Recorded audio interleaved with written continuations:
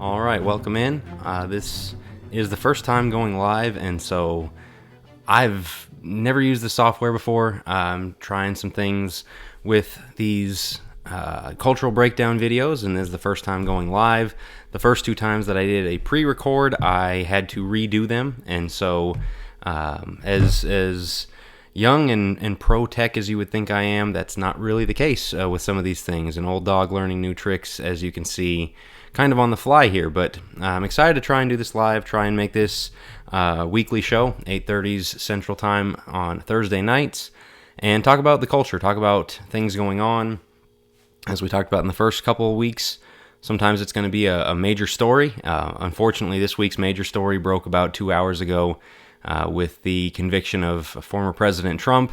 I'm not sure I would have talked about that anyway, but there certainly was not enough time to put something together, and so we're going to go a little bigger picture this time with the generational shift.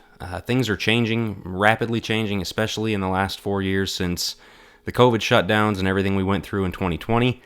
And so that being the case, you've seen the world change. You've seen people's values change. You've seen people's habits and just ways they approach life change. A lot of people rethinking, have we been doing things the right way, and can we do things a better way?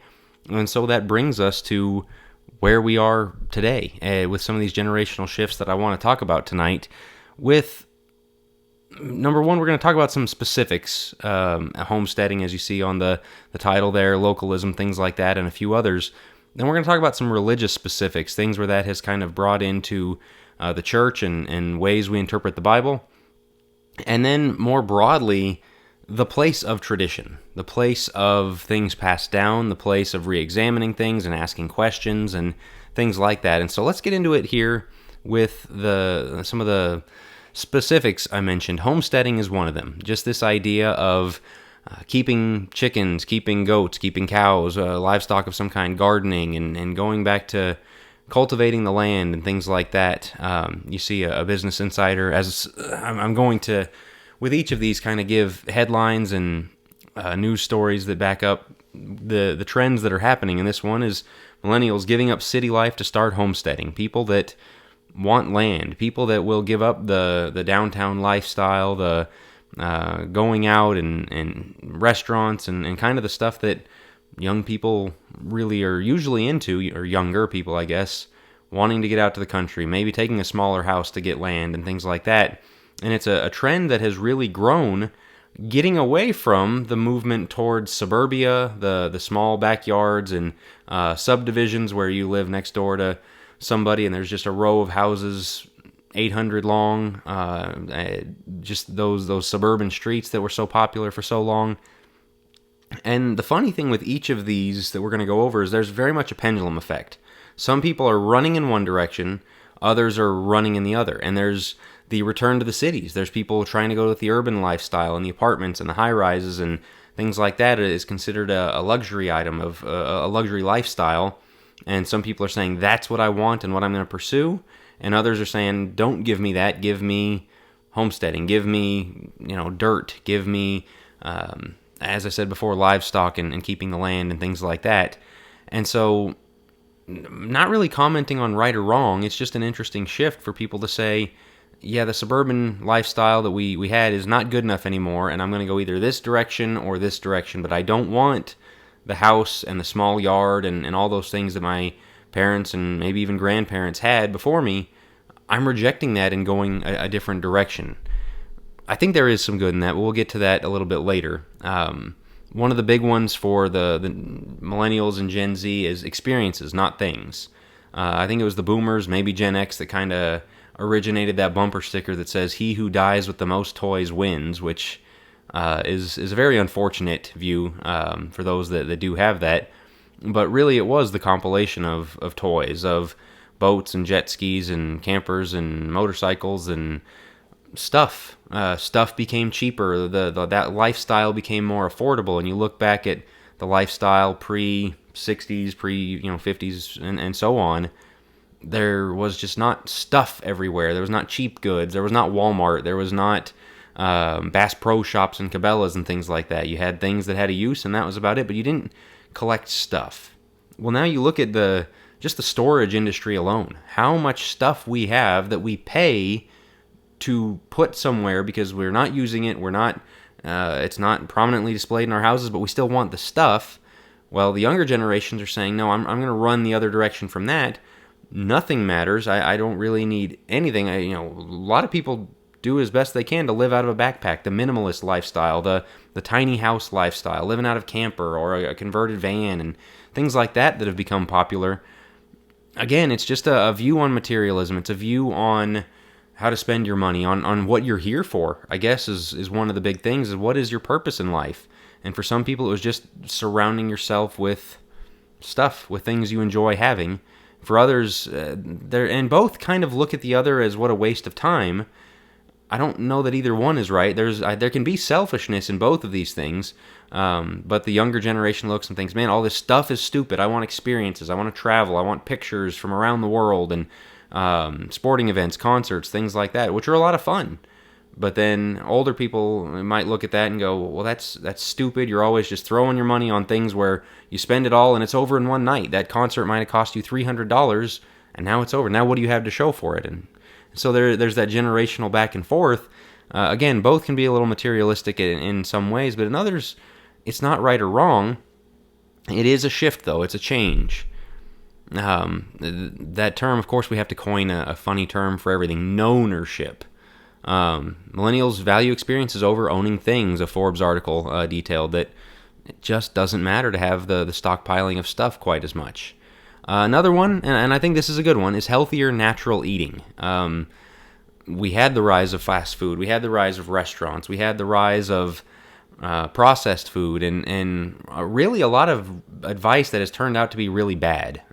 Get away from butter and replace it with margarine. Get away from olive oil and coconut oil and replace it with canola oil and things like that more and more research is saying, well, this is terrible. But for convenience sake, I mean, pick up a package. Everything in the store has stuff in it that is now more and more being discovered to be really bad for you. And so there is a shift away from that to say, not only is this bad, but this matters. I think there's a lot of people that weren't saying, well, I want to be unhealthy. I think they were saying, this doesn't matter that much. We just eat and that makes up your life. And the shift away from that is to say, no, this really does matter. I put Deep Nutrition on there because there's a million of these books about traditional eating. That's the one I've read. It's very lengthy, but very interesting about basically humans across the world have had certain staples of their diet in some form or another for as long back as we can record, and only in the last 100 years did we get away from that. And we're seeing the results of that, all the disease, the heart disease, and other negative health effects. And her point is, and it's really amazing at how much it affects that she details in that book. But as I said, there are other books, other YouTube videos, channels, podcasts, blogs. I mean, there's tons of information out there, but the big shift is to say this really matters. At the same time, there's a shift that is going even more all in with the takeout, fast food, DoorDash, Uber Eats. Another thing that was kind of launched by 2020 is staying in and having someone bring your food. Well, when that's the case, it's not going to be healthy for you. And so you're seeing that split once again in rejection of the way things used to be. Maybe mom cooked the meal at home. Now it's, well, I don't want that. I want it fast. I want it now or whatever. Versus, well, maybe mom cooked it at home, but I don't like the way she made it or the ingredients she used. I'm going to use healthy, natural, what have you. And so I hope you're kind of picking up on what I'm really getting at here, which is the place of tradition. Tradition is being rejected, but with a lot of these things, it's tradition that's not very old. It's tradition that rejected the tradition before it. And so those that are trying to go past what we've done in previous generations are going back to older tradition, maybe rejection of tradition that rejected the tradition above it, if that makes sense. It probably doesn't, but localism is another. And there's a bunch of these that I could enter. There's a bunch of these that we could talk about. Things like homeschooling. We talked about homesteading, but homeschool has grown leaps and bounds in the last 5 years. You could look at technology, and there are some that, I mean, you can't go to the grocery store without seeing carts with the kids in there and their face in the iPad or mom's phone just keeping them happy. And then other people who are going to wear like no screens at all because we've got to get away from this. And so again, that divide that's starting to happen. Localism is another. We've got kind of this rootlessness where people went to college, got a job across the country, and maybe your siblings live in multiple different states, and your parents live in a different state, and you see each other at Thanksgiving or Christmas. I am one of many people I know who in the last 3 or 4 years moved to be closer to family, moved to be where maybe it was that way before, and now I and family members all live a lot closer together because of putting your roots down somewhere. And I hope to raise my kids here. I hope, especially my sons, who might have more say in it as where they choose a job and to plant their roots. I hope they're here. I hope they are members of this community for generations to come, because it's just a different perspective that, again, for the longest time, people grew up and died and lived and died within 10 miles of maybe where they were born. That really isn't the case anymore, but you're starting to see it come back. And again, you've got this Miami Herbert Business School research that was talking about since COVID, people are spending their money locally on small businesses, farmers markets, not going with the big box stores as much, because we're seeing that it matters to have those people around you. And so again, it's a shift away from what was being done, but back to an older tradition of what was before. I say all that to get us to the church, to get us to things that maybe matter a little bit more, things like gender roles. This one is very interesting. If you follow our work at Focus Press, Think Deeper podcast, Godly Young Men, so many things we do, we focus a lot on masculinity and femininity and the importance of getting those things right, because God has prescribed what we're supposed to do, because God has given us instruction on these things. And as I said before, those homesteading, localism, all of the things we just discussed right there, healthy nutrition, you can root a lot of this in Genesis 1 through 3. You can root a lot of this in God made man, told them to cultivate the garden and be fruitful and multiply, and man and woman, and all of the things that happen there. And so I think some of these are really getting back to our human roots, and gender roles are one of those things. Interestingly, there's the way that it has been done in the last 70 or 80 years. There's one route that is breaking off from that, and there's another route that's breaking off from that. Again, with all of these things, there's kind of the, for lack of a better term, the boomer Gen X way of doing it, and then there are two rapidly diverging ways for Gen Z and millennials to do it. This is a great article I'm going to recommend from Aaron Renn, a political, cultural, religious commentator I really enjoy reading. You can check this out on aaronrenn.com, but he wrote on complementarianism and how, and that's been the church, Christianity's main view on men and women for the last 70 or 80 years, and how the title of the article was Complementarianism is a Baby Boomer Theology that will die with the baby boomers.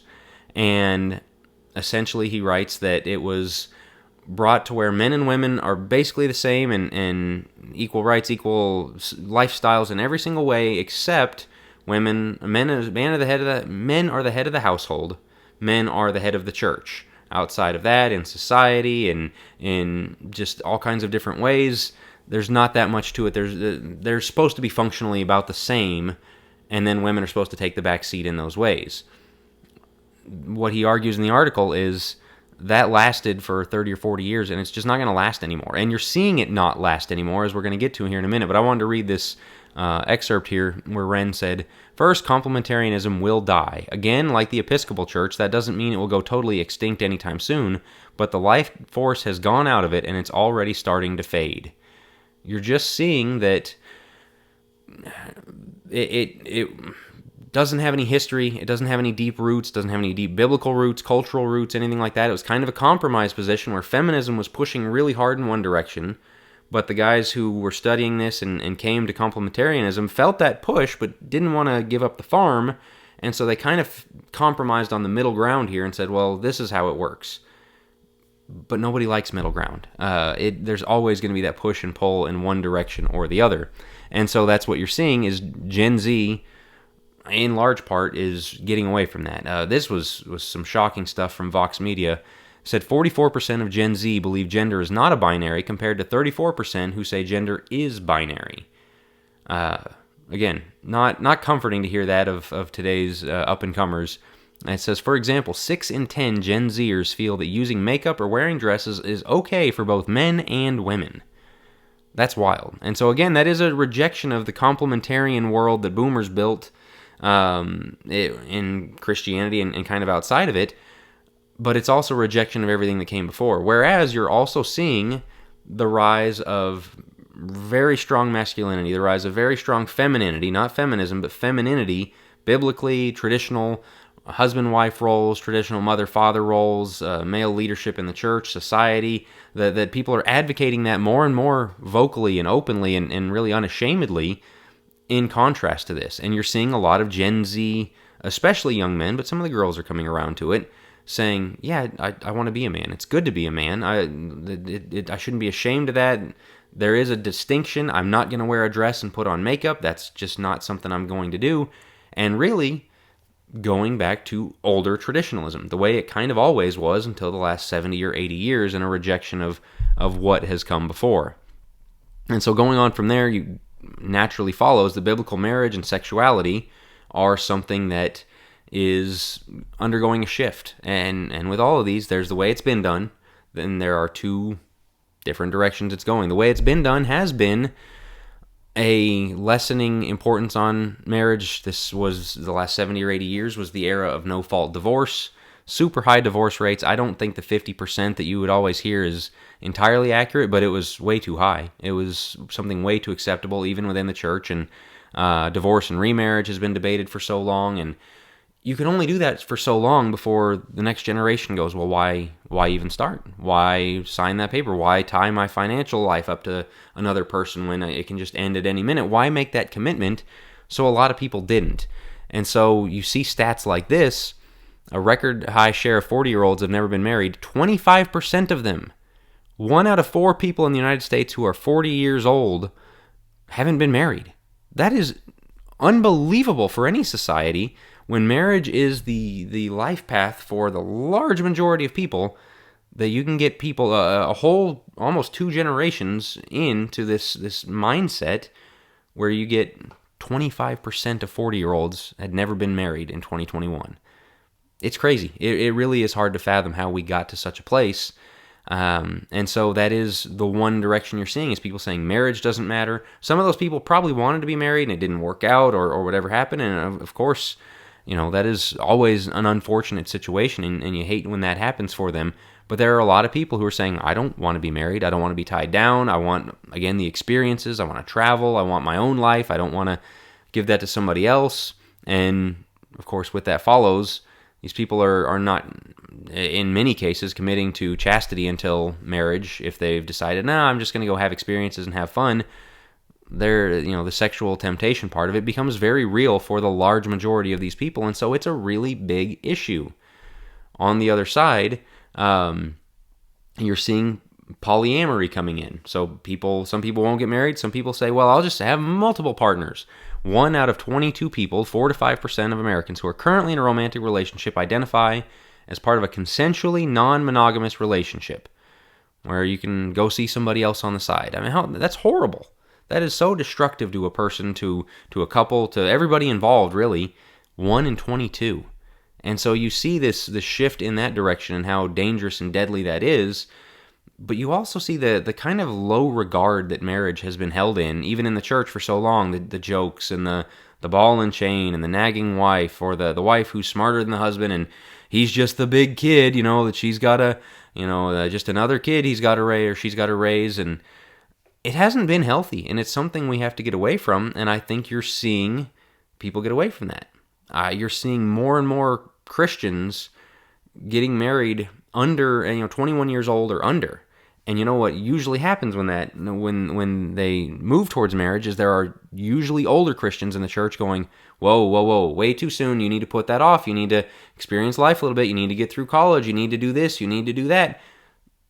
But look where that's gotten us. Look what that's done. Again, you're kind of throwing away the tradition of the last 80 years for the tradition of how it always was. Of marriage is good.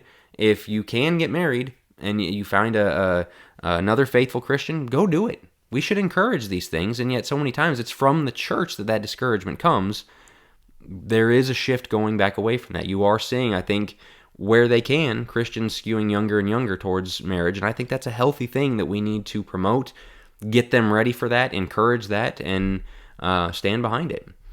The place of children naturally follows as we continue on with the family. As I mentioned, Genesis, be fruitful and multiply. That's an important part of mankind's purpose here on earth. But when you're chasing experiences, or you're chasing toys, or you're chasing things like that, you put it off. Again, the usual dichotomy we've been talking about this whole time.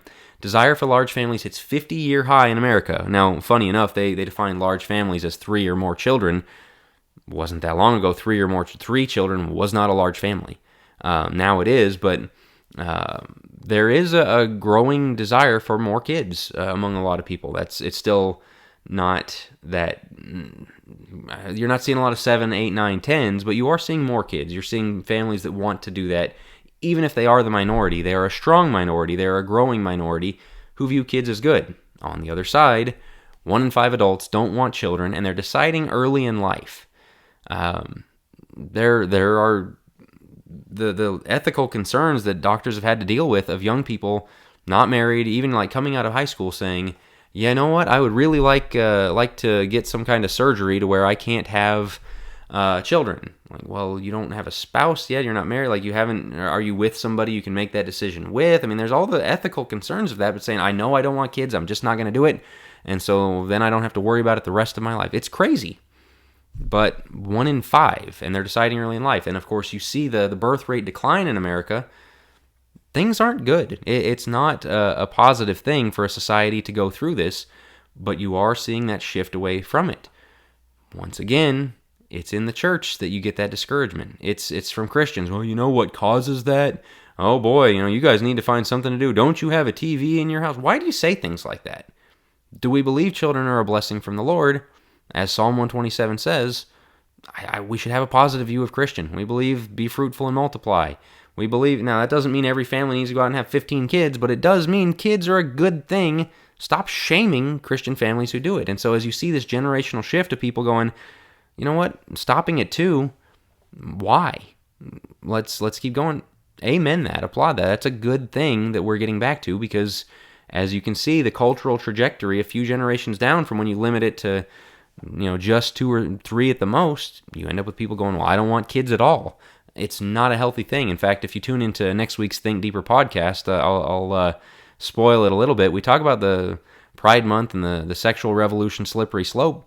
I argue that that's where it started, is when families decided we don't need that many kids. Kids can be a nuisance. They're an inconvenience for my lifestyle. We're going to stop right here at a couple of them. Then you're defining the family by what makes me happy. You're defining your sexuality and your relationships by what makes me happy. Guess where that got us? And so, again, tune into next week's Think Deeper podcast for a little bit more on that. But as we kind of distill all this to the point I want to get at, there is a generational shift in a certainty on truth, or conviction, I guess I could say. For the longest time, there's this idea that ambiguity, that kind of not taking a position, that there's humility in that. That, you know what, I'm not going to force my views on anyone else, and I'm not going to say I can speak for anybody else, but here's what I think, but there's a time and a place for that. On the other hand, there's a time to say right is right, wrong is wrong, and this is who I am, and this is what I think is right, and I'm going to live according to these terms, or this is what God says is right, when you can explicitly show it from the Word. But when you add on to that certainty on truth, that what our society has taken that to is you can't know anything. Who's to say on anything? And then we got to tolerance, but you notice tolerance really nobody talks about that anymore. That was a joke. That was a short-term trick that was played on us, and people bit and took the bait. It wasn't real, and we've got to get back to realizing nobody believes in tolerance. People believe one thing is right and another thing is right, and they're going to push for what they think is right, and it's okay if you do the same. It's okay if you think, I think this is the right way to go. I really think a man should be a man and a woman should be a woman. We should have a problem with a man wearing a dress or putting on makeup, and that's okay to have a problem with that. We should say children are a blessing. We should say some of the things that the Bible has to say and be okay with it. To that idea of kind of asking questions. I think there was a long time in the church, a lot of people talk about where asking questions was taboo. That was something that they got you ostracized and it was uncomfortable and they just didn't want questions. That's not good. We do need to be able to ask questions and have discussions and be patient with people. But if we can't give them an answer at the end of the question, if we can't explain, thus says the Lord, why are we here? Why do they need us? And once again, you give people a couple generations down the road, they go, yeah, I don't need you. These guys have answers over here. They're living out their answers, whether it's through the sexual revolution, whether it's through no families, whether it's through pursuing the lifestyle they want to pursue in so many different ways. It's no good. And so, yes, ask questions. Yes, leave room for discussion, but also have conviction, have a certainty on the truth. I'm going to bring in Chesterton here for a couple of things because he said some very useful things about this topic. The object of opening the mind, as of opening the mouth, is to shut it again on something solid. What happened to us in the last 70 or 80 years is the experts came in, the TV came in, the radio came in, all these books, Dr. Spock, and all the sociologists and anthropologists, and all these people had all these ideas that they shoved into people's heads, and it goes down to things like the nutrition and homesteading. Everybody used to have a garden. Nobody has a garden anymore because, well, here's a Walmart. It's all right there for you all the time, and mom used to cook the best meals, but here's a Taco Bell, and so that's just more convenient. Go through the drive-thru. Here's a bag of Doritos. It's no different. It's going to be fine. For convenience, for trusting the experts, for kind of, we were just told, kind of don't hold on to anything firmly. All the tradition you have, all those old things, don't worry about it. Well, now we're seeing the results, and that's where you're seeing these generational shifts of people going, no, I'm going back the other direction. I think we had it right before. I think this time of shaking everything loose and giving everything a try, we gave it a try. It's not looking too good. Let's go the other direction. And to Chesterton's point, continuing to just say, well, we need to have an open mind. Yeah, that was to see what was out there, to see what the options were. Now they're on the table. You would be foolish to not make a pick at this point. You would be foolish on matters of truth, and I'm not saying living in an apartment versus having a plot of land is a matter of truth, but some of these things we got to at the end, some of these more traditional religious readings of the scriptures, out of Genesis, out of the Psalms, out of things like that, out of Ephesians 5 of husbands and wives and submitting and gender roles and things like that, yeah, we're seeing the results, and it's time to close that mouth, close that open mind on something solid that we've seen the truth. Because the other thing, that another Chesterton quote I want to bring up that I think is so helpful in this is the illustration of the fence or a gate. He said, there exists in such a case a certain institution or law, let us say, for the sake of simplicity, a fence or gate erected across a road. The more modern type of reformer goes gaily up to it and says, I don't see the use of this, let us clear it away.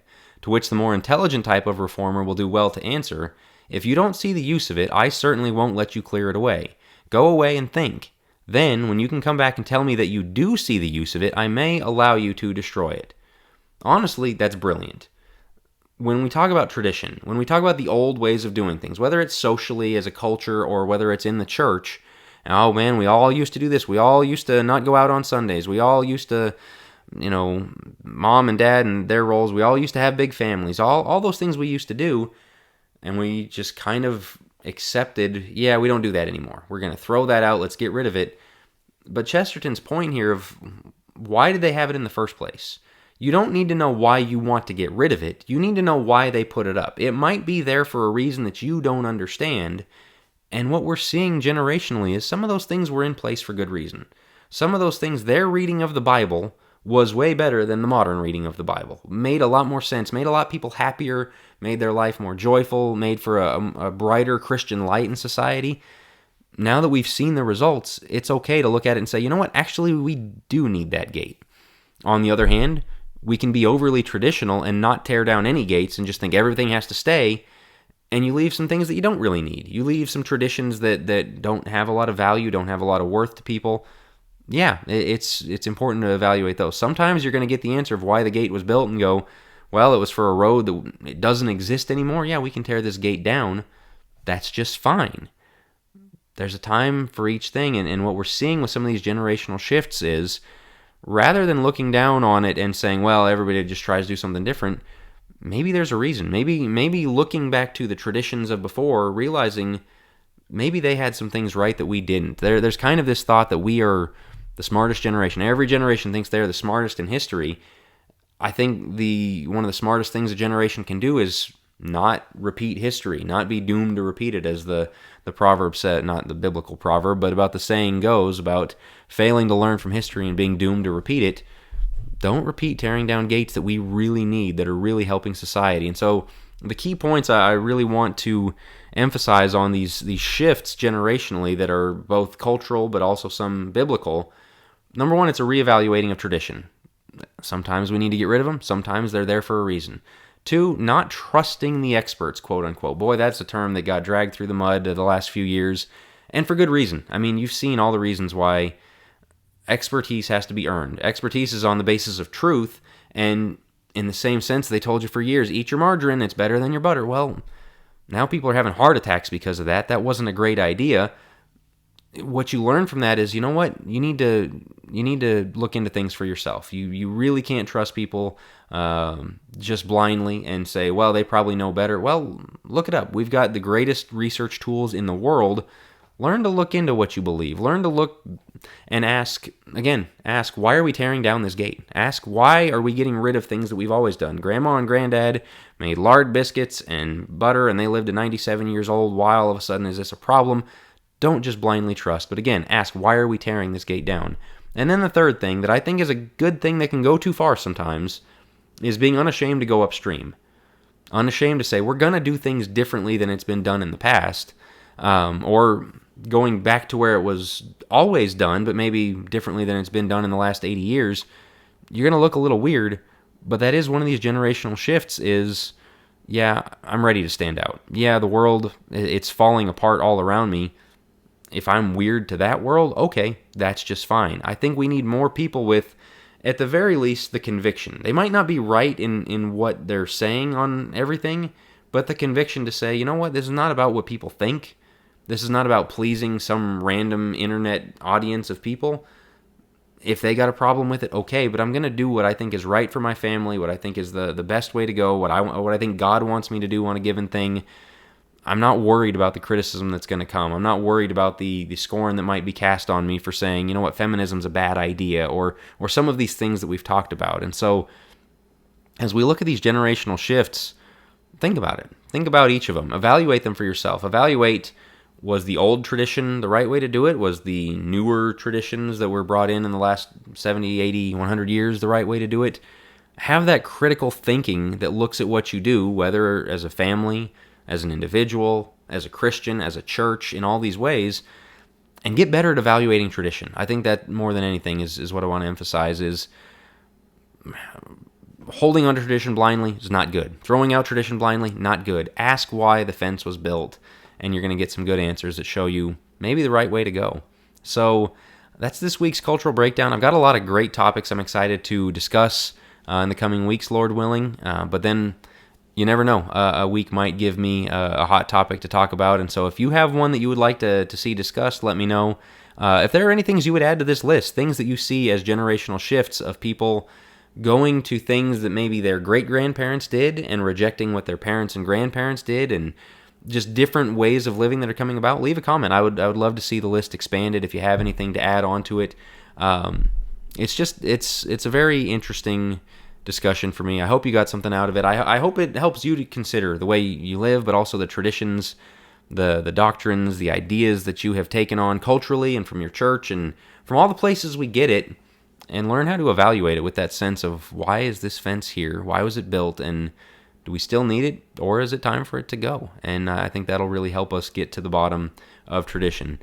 As always, like and share it if you enjoyed it. If this is, again, if you have a comment to add to the list or a request, please leave it in the comments here on YouTube. Once I figure out this technology a little better, I think I'm going to try and double stream to YouTube and Facebook. I know I've got a lot of people on Facebook who might prefer to watch it there rather than YouTube.